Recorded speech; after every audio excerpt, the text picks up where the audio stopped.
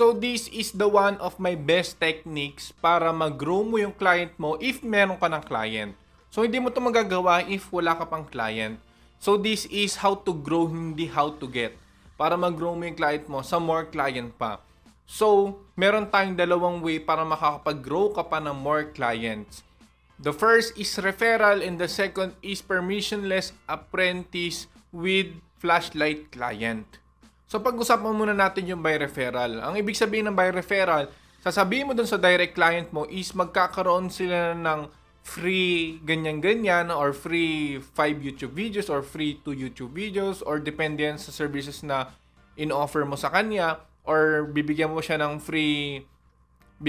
discount on 20% off or 30% off dun sa next package na makukuha niya or dun sa next month na sweldo niya sa'yo, etc. etc. pa yan. Depende yan sa'yo kung ano yung ibibigay mo sa kanya mga offer. Pero yung mga offer that comes to my head right now is discount and freebies.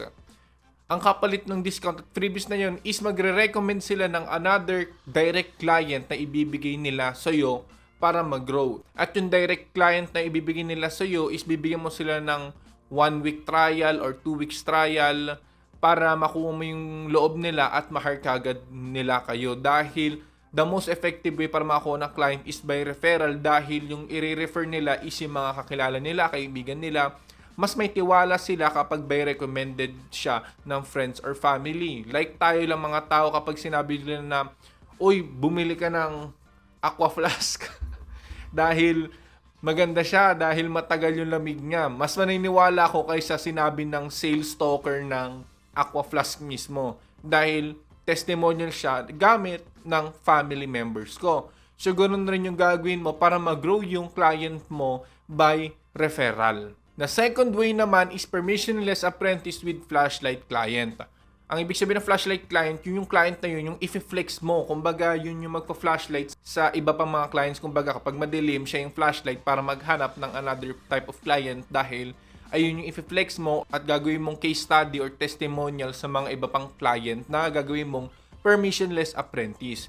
Example, sasabihin mo sa client mo na, hi, I like your YouTube videos, ganyan-ganyan. This is my sample work na pwede kong ibigay sa'yo for free. If you need someone ng ganyan-ganyan, I have more videos like this na pwede kong ipakita sa'yo. Nag-renew ko yung YouTube channel niya or TikTok account niya or yung Instagram niya.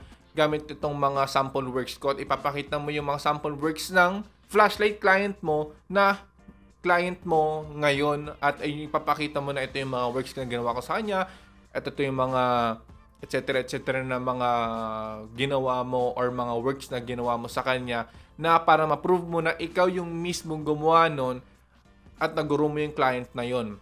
Mas madali rin yun dahil yung client na yun is maniniwala dahil meron kang mga raw videos, meron kang mga sample videos na ginawa mo sa kanya at mas navivision ng client na, oo, ito nga yung kailangan ko.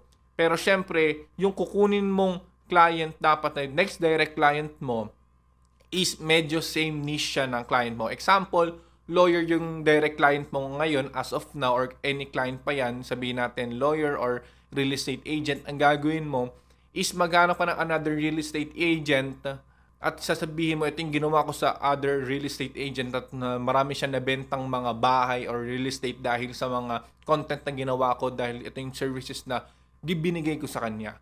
Ayun yung gagawin mo. So there's two kinds, referral at permissionless apprentice with flashlight clients. So see you on the next lesson.